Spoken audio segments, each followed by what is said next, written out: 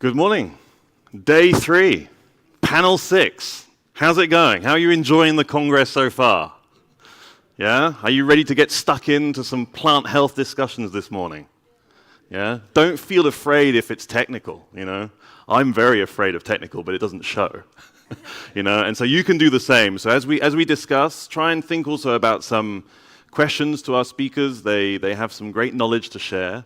And it'll be interesting also to get some feedback from the audience, because at the end of the day, we're not talking about topics to make ourselves sound interesting. We're talking about these things because they are relevant to you, to the seed sector, to the global movement of seed. And that's where plant health is one of the key discussions. And we know how important it is to move seed around the world, not just for commercial purposes, but also for research and breeding purposes and many other reasons why seeds is moving around the world. So we want to make sure that there are not undue barriers to that movement of seed, but at the same time, we also need to make sure that the movement of seed is respecting key plant health and seed health requirements. And so to discuss this combination, I'm joined by 5 great panelists this morning. We have Shane Seller here in the middle, Senior Trade Facilitation Specialist at the World Bank. Welcome, Shane. We have Melvin Spray, Head of the STDF Secretariat at the World Trade Organization. David Malan, Managing Director of Klein Karoo Seed Production. Mwasilwa Ambali, Lead Specialist Technology at the World Vegetable Center. And Jan Hendrik Venter, he is Director of Plant Health at the Department of Agriculture, Land Reform and Rural Development here in South Africa. Welcome to our 5 panelists. So for a change, I'll come and sit over here. I've used that sofa the whole time. So we'll start with the business perspective on this and the importance of moving seed around the world. And David, you're exporting seed to many, many countries.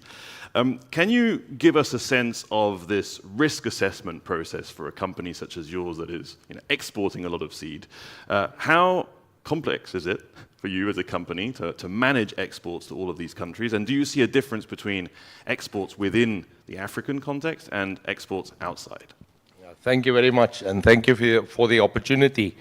Yeah, of course, sort of like first about the African continent, it was for a long time exceedingly difficult to move seed into various countries in Africa. And over the years, this has improved significantly, and there was numerous different, groups, etc., like COMESA, SADC, AFSTA, many people that played a role in that.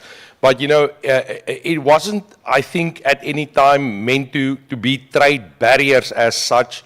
When there was diseases listed in countries, it was maybe just, people were not aware of the importance of what diseases you put onto import regulations. And quite often we found that there was diseases on those lists of which those diseases already occurred in those countries and created the impression that it was meant to be trade barriers, which I don't think it was. I think it was just more ignorance or maybe knowledge, lack of knowledge, and a lot of that has improved over time. And, these days it's become much easier because of like the COMESAs and SADC, it's SADC, the South African Development Community, that has opened up the markets in Africa significantly. And like I say, it has become much easier to move the seed around. Also, pest lists and PPIs, plant disease packages, which have been created by our countries, and other plant information packages, which enabled us to go to these countries and form multilateral agreements to export in and out of those countries. About seed movement around the world, a couple of years ago, there was a change insofar that, when we exported seed to, for instance, Holland, it was a simple situation. We just had to comply to the import regulations of Holland. But then it changed to a certificate of origin, which immediately meant that when we exported seed to Holland, for instance, we had to comply to all the import regulations of the countries where they are going to export to, and that increased the pressure on what we were doing locally tremendously, and also placed a lot more emphasis on what our NPPOs and production companies were doing in order to facilitate the movement of seed around the world. And I think it's important to understand how this works. It is just the way it's working. But then, of course, also in that regard, the pest lists that has been developed by especially ISF in terms of, in the old days, we used to talk about seed-borne and seed-carried diseases. That is now something of the past. We say, is the seed a pathway for the disease on this seed? And that created a scenario where a lot of the diseases which was listed as disease carrying could be taken off the list. And all of those are contributing towards the fact that it's getting better and easier, but also more difficult, because a lot of countries are also increasing some phytosanitary requirements to go into those countries. So for sure, movement of seed in some regards are getting more complex and more difficult, but in other regards, we are managing better the changes that we are seeing. So for now, I'm just going to stand with that. Okay, so there is some clarification in this process. Moasilwa, would you say that plant health checks on seeds are constituting a barrier for exporting seeds into Africa, or would you sort of argue otherwise? I will go straight. I think yes, definitely. We just released a study that showed that more for the people, that's the most important barrier for them to export seeds.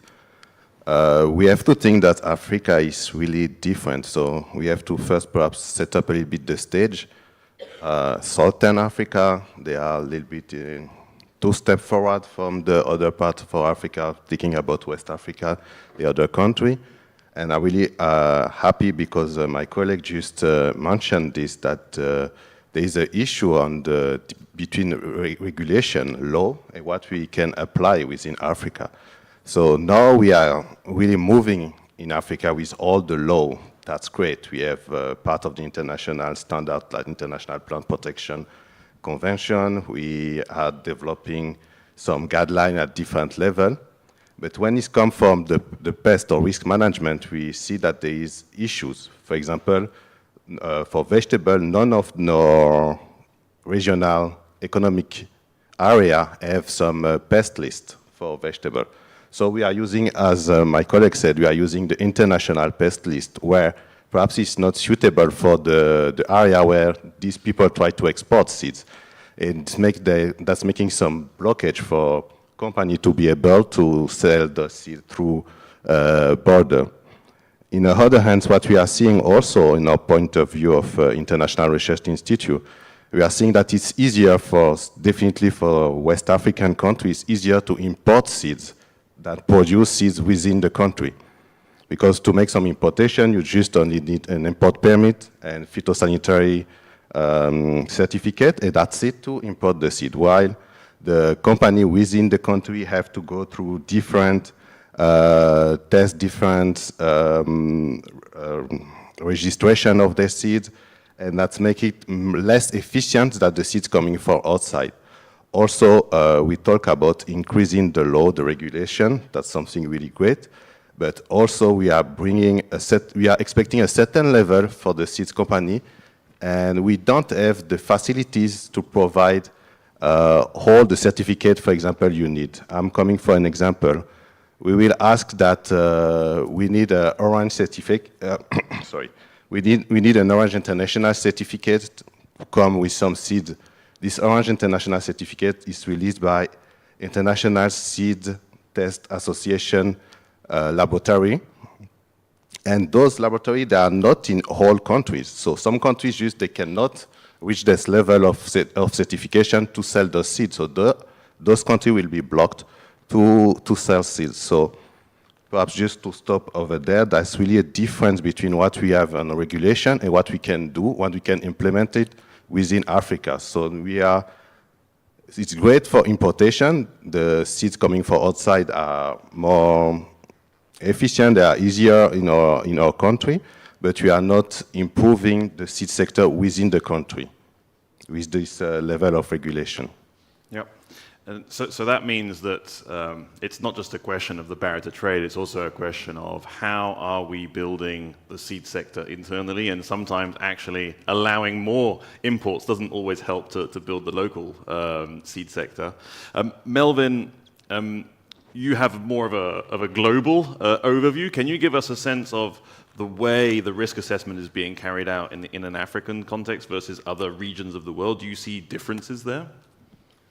I think it's a very good question, and I mean I'm coming from the World Trade Organization, right? So that's the organization that sort of that sets sort of the global rules of trade between nations, and that includes also trade in seeds. Now in the WTO, as you probably know, we manage, we administer a wide range of trade agreements. For the trade in seed, I would argue there's one agreement in particular, and that's the agreement on sanitary and phytosanitary measures that's particularly relevant. So that agreement basically says, on the one hand, every country has a right to protect its food safety, animal health, and in this case, plant health situation.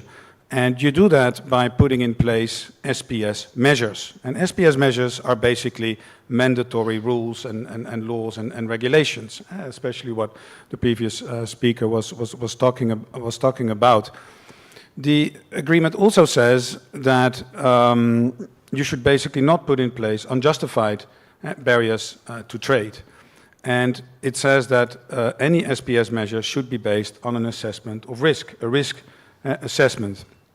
The agreement also says that countries are encouraged to follow international standards, and in this case, those are the standards of the International Plant Protection Convention, the IPPC. If your SPS measure, your law, your regulation follows that international standard, you're presumed to comply with your WTO SPS obligations, but also your risk assessment is basically done for you, right? It's done by the international organization already. So following international standards is really recommended. Now, I would say that in practice, countries still want to conduct risk assessment, but it can be very demanding, and I would say especially in a developing country context, to do a full-scale risk assessment for each and every SPS measure that you want to put in place. So I think the expertise and the resources are simply not there. So countries have to be very pragmatic, and they have to basically conduct risk assessment. I would argue only in special cases. For example, when there is a major trade dispute with a major trading partner, and very often a country's risk manager can also rely on consensus, can rely on international standards, and can also rely on risk assessments that are carried out by others in other countries. That's perfectly acceptable for me. So that will be my answer. Thank you. Okay, thank you. And Shane, at the World Bank, how is this risk assessment on plant health, seed health affecting your work in trade? What kind of activities do you have there in support of risk assessment? Okay, thanks. I'm not going to repeat a lot of the comments because I would agree with all of the comments that have been made so far. I think I'll just focus on a couple of comments. One is the comment around capacities. I think there's variability in capacities across Africa and certainly across the globe. Melvin mentioned this, that it's, risk assessment is a technical process. It's a complex process, and it requires significant capacities and resources in plant protection organizations. In many cases, those resources, both financial and human, are lacking. And that's where we come in as the World Bank. We provide supports around that, both in technical assistance, but also in financial support. So having said all of that, building capacities is really critical. Building capacities to be efficient, but also effective. Ultimately, the goal of national plant protection organizations is to balance trade with security. And I think in most of the countries where we're working with, getting to that point is you know, sometimes a long-term road. It's not a short road. You know, and you mentioned it, there are cases of infrastructure lacking. So some of those things really need to be addressed. And so first comes, you know, a relatively deep analysis of how the country is performing and where its resources are being directed to. Lots of times it's very much focused on repetitive or rote tasks where, you know, you're not really necessarily getting the bang for your buck. The other is that, you know, a much more robust approach that actually targets more high-risk commodities is really where countries should be moving towards. So maybe I'll stop there, but I just want to make one other comment.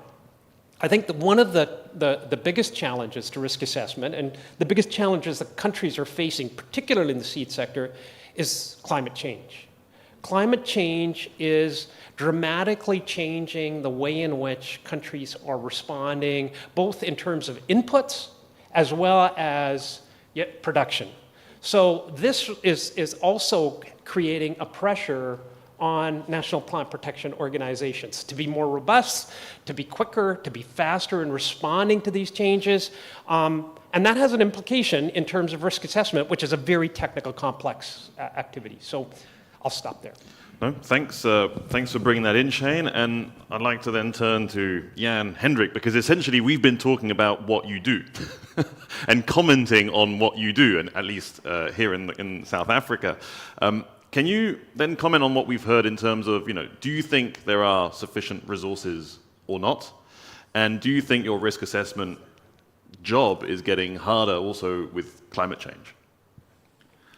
Well, that is a good question. You know, they say porridge is power, or rather knowledge is power.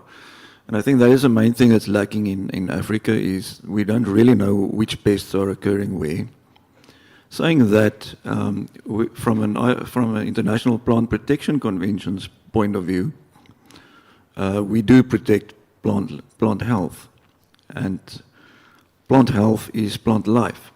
And we know that that up to 40% of crop losses are due to plant pests, still specifically in Africa.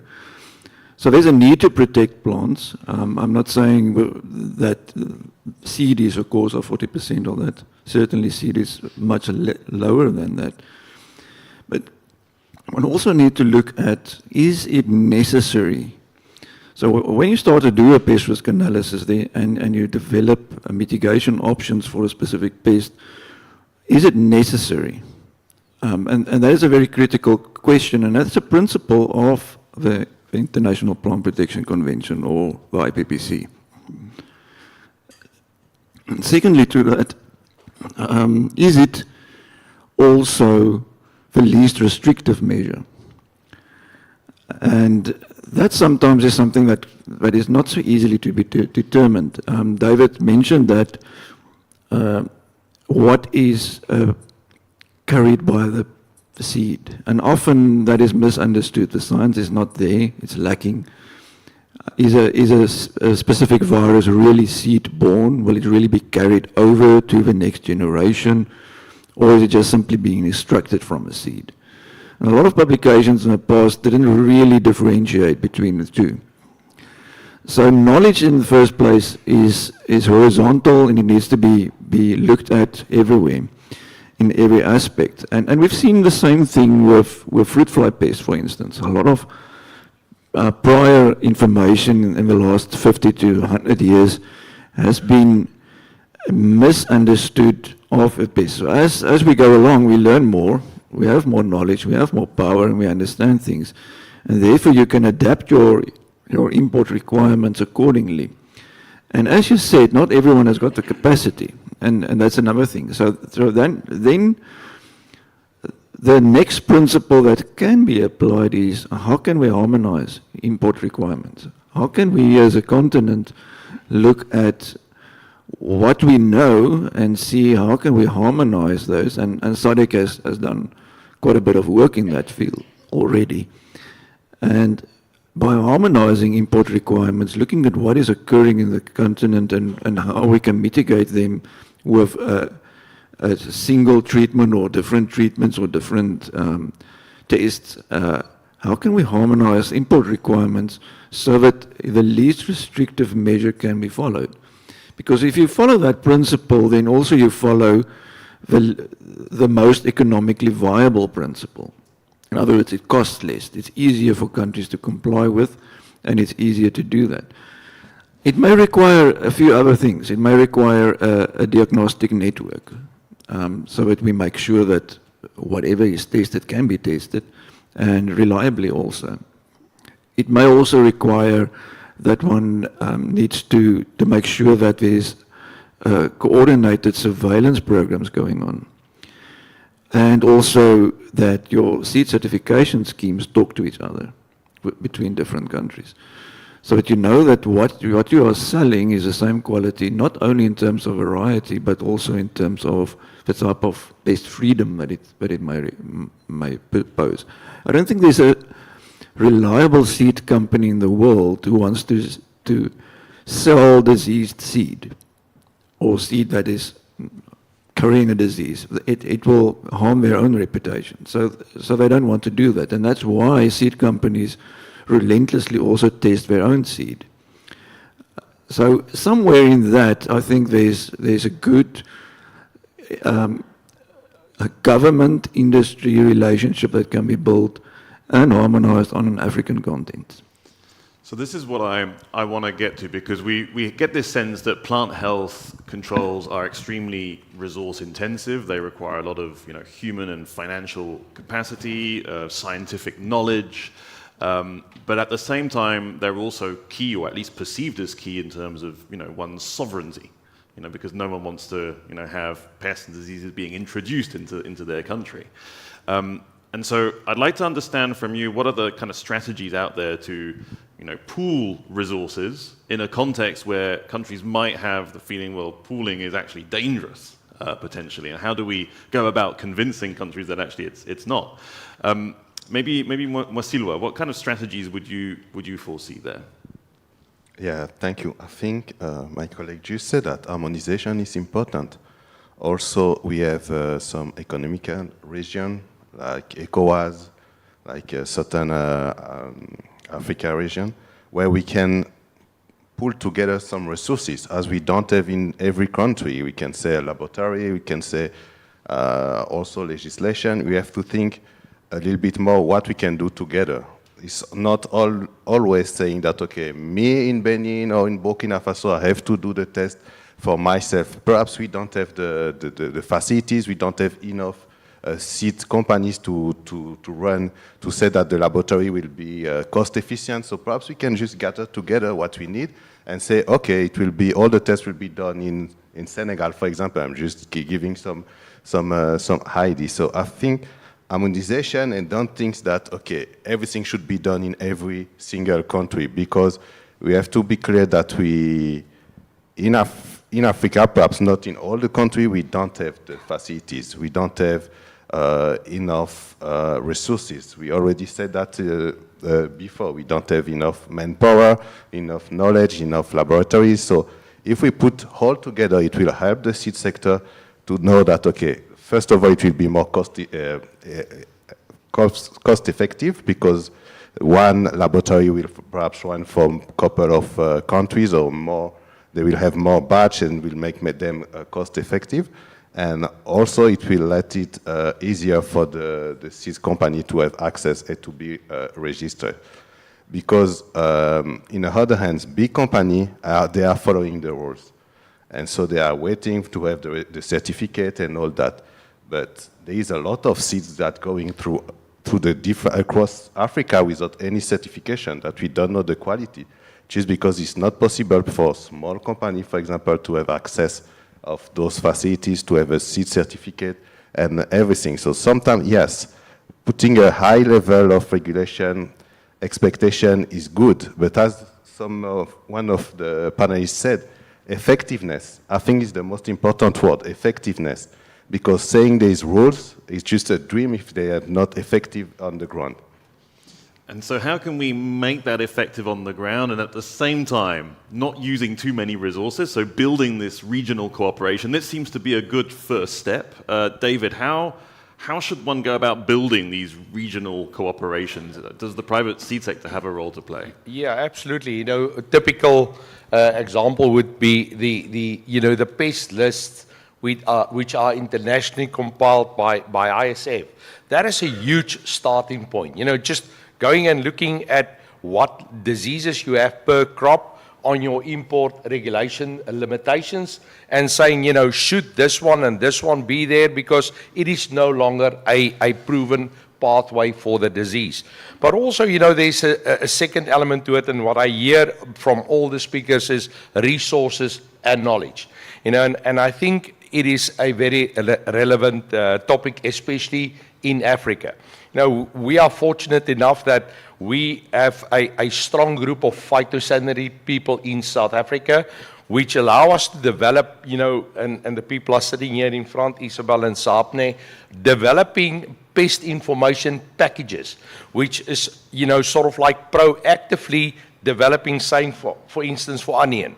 This is what the risks in South Africa is. And if we want, and I'm just using it as an example, want to export seed to Morocco, and they want to do a pest risk assessment, we can submit that to them and say, guys, from our side, these are the risks that you need to be looking at. And if there's no risk for you, then you can easily do your pest risk assessment and allow the seed into the country, or not, if you feel that it's not going to be safe.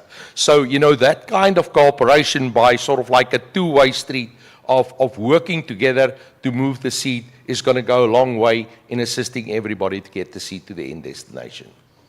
So on this cross-border cooperation, I mean, Shane, Melvin, I imagine you will be confronted with these discussions constantly when dealing with different national authorities.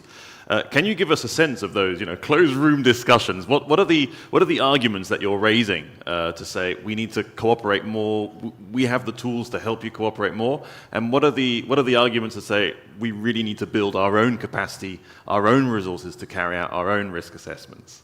Melvin first, maybe.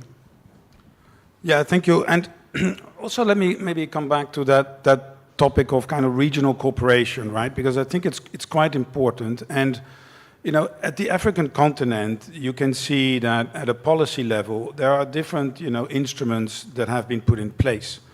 So you have what we call a Comprehensive Africa Development Program, CADAP, and basically all governments have said 10% of our national budget should be allocated to agriculture and sort of rural development.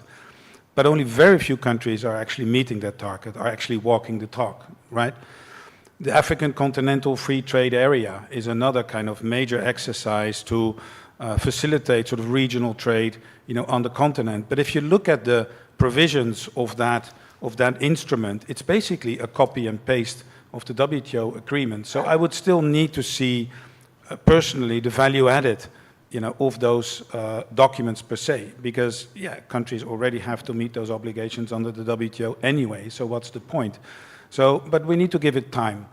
I think previous speaker also mentioned the regional economic communities, the RECs, COMESA, SADC, ECOWAS. They also have put sort of their SPS frameworks, you know, in place. The African Union has put in place an SPS policy framework. The African Union has also put in place an African plant health strategy. The point is that in the development of many of these documents, the private sector has not really been involved so much. It's basically a government-to-government discussion, right? And so I think, you know, the discussion should become a bit more practical. Like, what can we do now, practically, to work together? Yeah, so we spoke about risk assessment is a good example. We spoke about that. Well, that's typically an area where countries can actually work together, and because the pests and the risks are the same, you know, on both sides of the border. So that is where typically countries can think about, you know, establishing centers of excellence to do this, you know, type of work. That's where countries can, you know, realistically sort of work together, in my feeling. Jan Hendrik spoke about monitoring and surveillance. Again, you know, the pest situation is the same on both sides of the border. So let's work together, to do that. These are just very typical examples where countries can do more. And Shane, would you have also then some examples where you're providing some financial support to help build these regional cooperation models? Does this seem to be the path forward? Yeah, so yes, we do have some examples of those, and the one that comes to mind is just in this region. We have a large program called the Southern Africa Connectivity and Trade and Connectivity Project, which is linking Mozambique, Malawi, and Zambia. And it's the trade corridors there to facilitate movement of agricultural commodities, both east-west, but also north-south. And part of that is a trade facilitation project, and really looking at component pieces of that trade corridor and how the agencies can come together in facilitating trade. And some of the concepts here are things like equivalence, right? If you're already doing something to validate the compliance of a commodity in one country, is that sufficient for the neighboring country? And it really should be. And it relates to Melvin's point that, cross-border trade should be looking at those equivalencies, looking at those outcome-based approaches to managing risk, as opposed to, kind of the routine processes that we've done in the past. When I started, I worked for the Canadian government for 30 some odd years before joining the World Bank. And, when I started, we were very much focused on border inspection. As time went by and world trade grew, we transitioned away from border inspections and moved much more of a focus on risk-based management, outcome-based management, systems approaches. These are concepts that I think are very poorly used in countries. There are opportunities to actually streamline trade, and we've heard conversations this week about how we can use those kind of strategies. And one of the other ones I think is the discussion yesterday on third parties and third-party accreditation.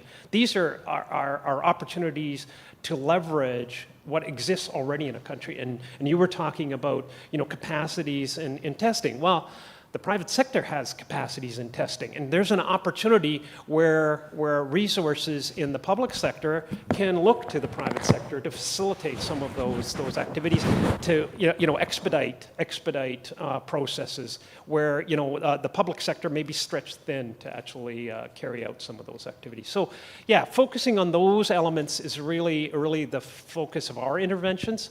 Where we do technical assistance, we're looking at all of those opportunities and trying to bring them to the forefront.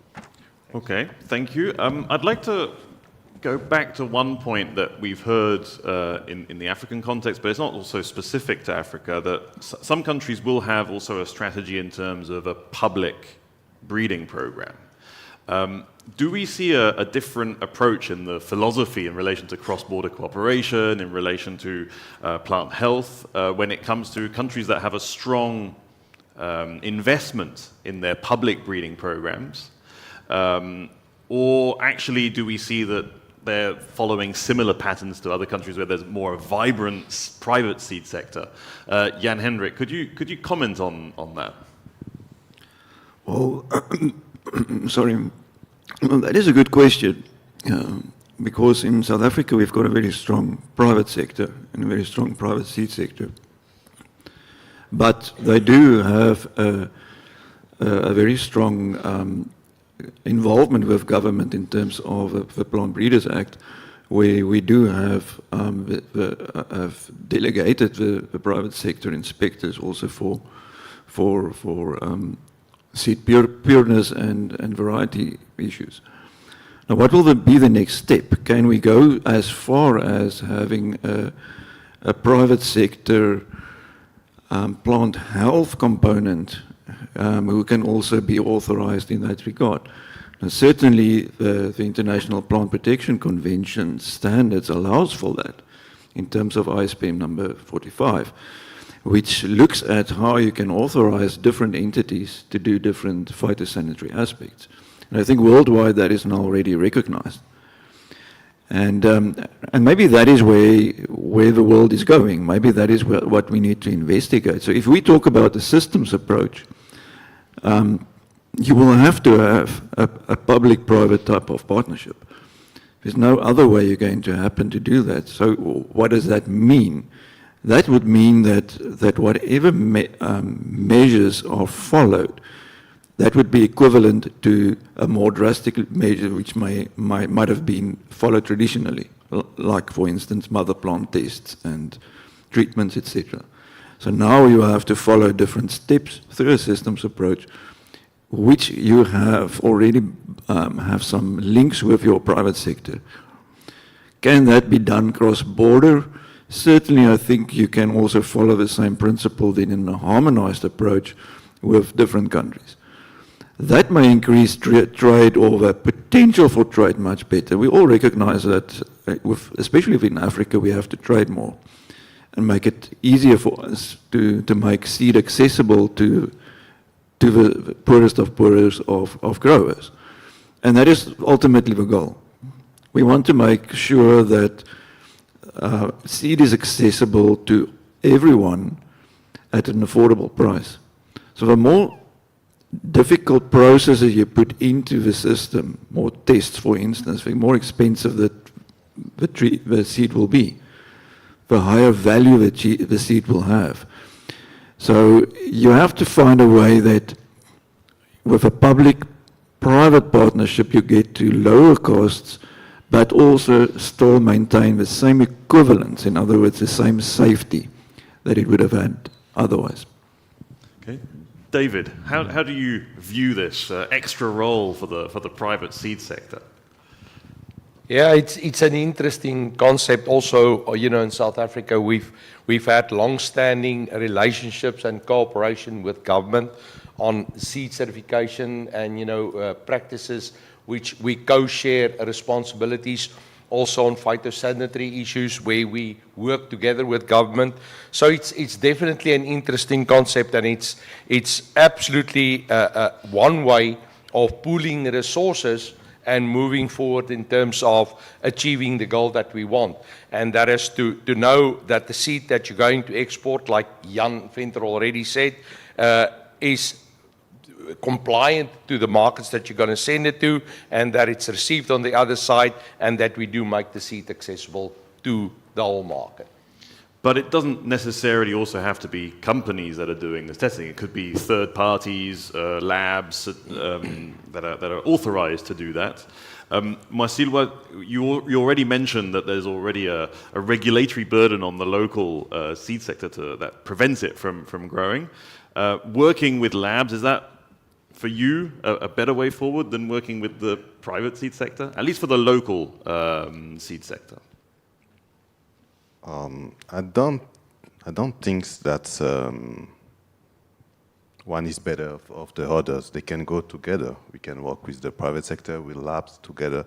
All is like, I think in one of the panels somebody said that public organizations should regulate and the private sector should innovate. And I think it's really something that we have to push more. Like the regulation should come from the public sector, but as we mentioned since the beginning of this panel, it should be something that's realistic. And if somebody can help, it can be laboratory, it can be private sector, it can be whoever, if somebody can help to reach the goal, I think the most important point is reaching the goal. It's not the pathway, it's how we are going to reach the goal. So we should put everybody together, and who will get the best resources to help on the local environment, we have to use it. We see in the evolution of regulatory compliance that you're all saying that there is this greater role attributed to the private seed sector, and this is a positive evolution. At the same time, you mentioned that in the big developments in terms of regional cooperation, that the seed sector wasn't very much involved in building those bridges. Why is that? Melvin. That's a good question. I think the public-private sector collaboration. I think we have seen much more in the food safety area rather than in the animal and plant health areas per se. I think in the food safety area, it's now kind of generally accepted that it's the responsibility of the private sector to produce safe food. And the role of government is basically one of supervision.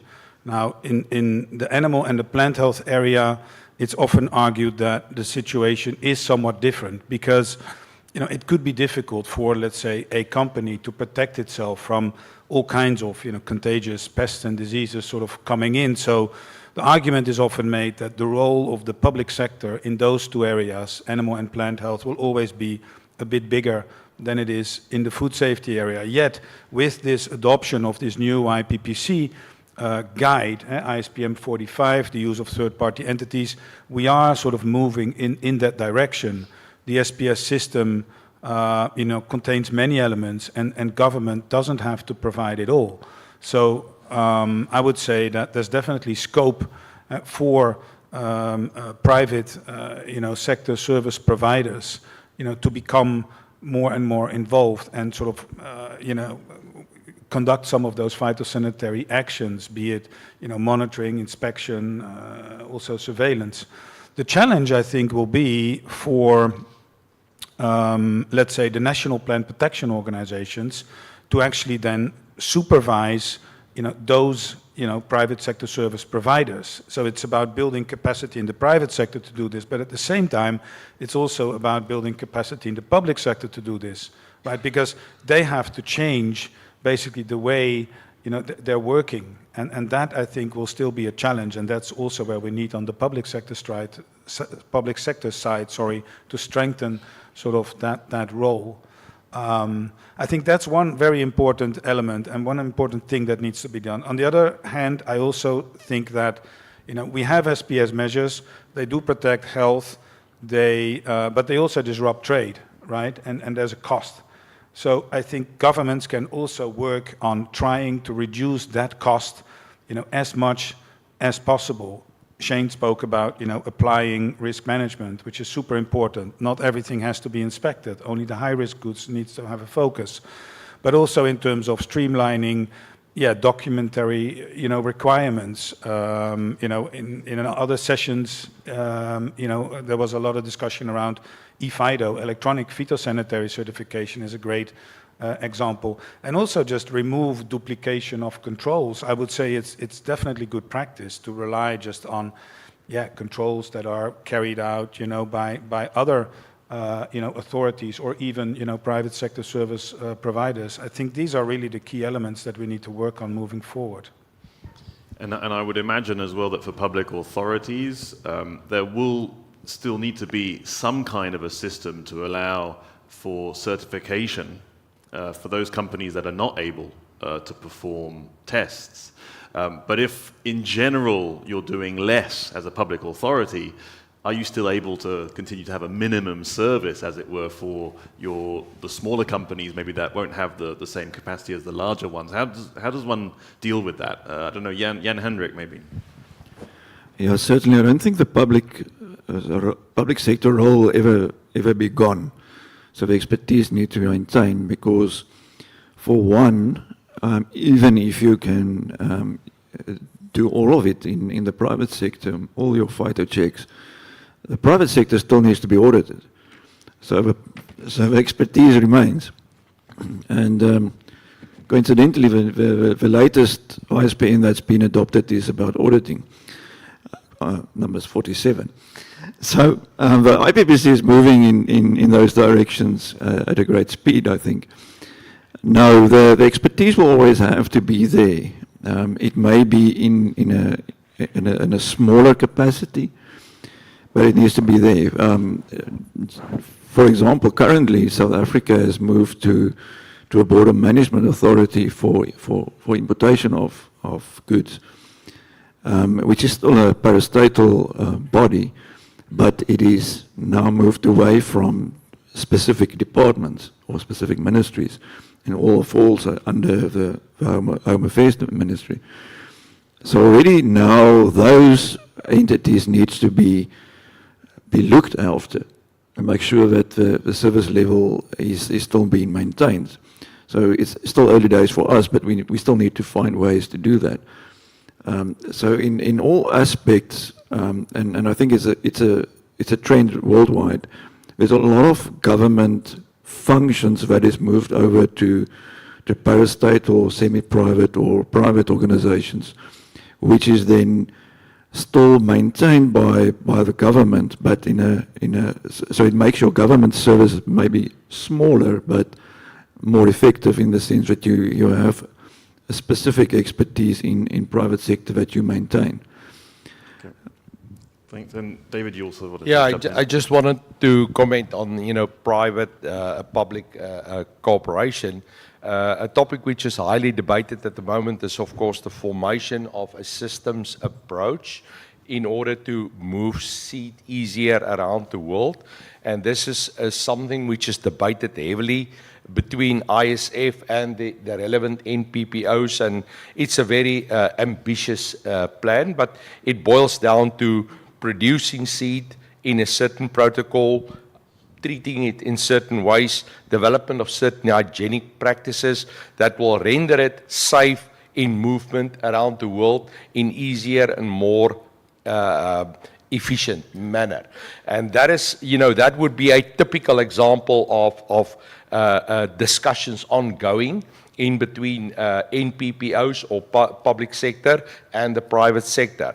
And we're all looking at the development of this whole program and how it's going to go forward. And if it is actually achievable, that would be a huge step forward in bettering the movement of seed around the world. And it suggests that there will also be the possibility to form multilateral agreements between countries based on that system approach, whereas at the moment most of those agreements are bilateral between country and country, and so there's many such agreements in place, but if that can move to a multilateral regional agreement, then everybody will benefit in the long run. That would be the dream, the dream world. Any questions? Comments in the audience? Yep, on my way. Yep, spotted you. Please briefly introduce yourself. Thank you. It should be on, yep. Hello. It'll come on, yep. Is on? Yes. Hello, thank you. My name is Merel Langens. I'm from BASF, and I'm chairing the ISF working group on systems approach. So thank you for explaining the principle very clearly, David. Listening to you all, I couldn't agree more that this public-private partnership could be very beneficial. But what we also notice is that, not all MPPOs, not all authorities are open to this. And maybe, do you have any recommendations what we as industry could do to promote this public-private partnership? So recommendations, who should we go for? Melvin, yeah, you feel up for it? Well, like I said, it's a new way of working, right? So it's about convincing people not to give up their jobs, but basically to do things differently, and that's often the hardest part. So that will take time, inevitably. With the STDF, we are funding a project at the moment in Asia, in a number of Asian countries, with support also from the International Seed Federation and a lot of regional actors. And we are really working to see how we can help countries to implement that sort of new IPPC guidance, ISPM 45. So how can we foster a closer public-private collaboration?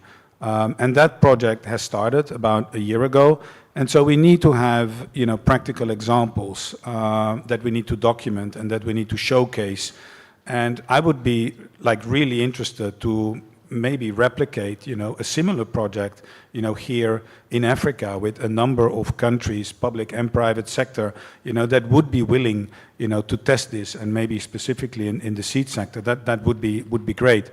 But we need examples, and we need to document it, and we need to show the benefits that this can bring. It's a win-win situation. It's a win-win situation because it produces economic benefits, it helps the private sector, but at the same time, it also helps, plant health. Basically, we have better plant health by moving in this direction. So I think we need to show those win-win benefits, and we need to have those practical examples. Okay, I'm not sure if anyone else wants to. The proof is in the pudding. Shane. Yeah. So a couple of things. One is, I think in most countries, there is some level of private-public dialogue, and building on that is the starting point. Particularly in terms of both conversations around border cooperation between agencies, but also in terms of public-private cooperation. In some countries, maybe there isn't a dialogue, but there is an opportunity to start that dialogue, and it starts with the private sector actually engaging with the public sector and starting that conversation. So I would say that's the starting point, and Melvin's right that you start with some case studies, right? There's no use in trying to take it all on, but there's opportunities, and perhaps it's in some lab sampling or lab testing areas, or perhaps in some third-party inspection approaches. I don't know, and it'll be different for every country, but I think there's opportunities to begin that dialogue, particularly if you're suffering in terms of efficiency. I do not know any quarantine organization that is fully staffed and meets its full mandate. I don't know of any of them. So if that's the case, you can only work better together. Okay, thank you. We have a question at the back. Thank you. Not really a question. My name is Catherine Langat from the Africa Seed Trade Association, and I just want to build on what Merel has asked, and actually the answers given by both you, Shane and Melvin.